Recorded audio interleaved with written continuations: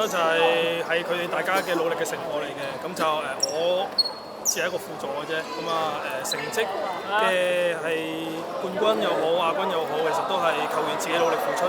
最開心其實都係可以同大家一齊攞到呢個冠軍啦。其實好感謝我嘅教練嘅，即係我有好多唔明嘅嘢咧，我去問佢咧，佢都會即係一定會好有耐心咁去回答我，去教導我，而且係會逐步咁樣好仔細。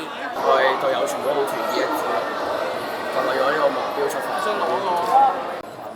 最後，我哋頒發嘅係男子 A 組第1名獎項，獲得男子 A 組第1名嘅係聖保祿學校。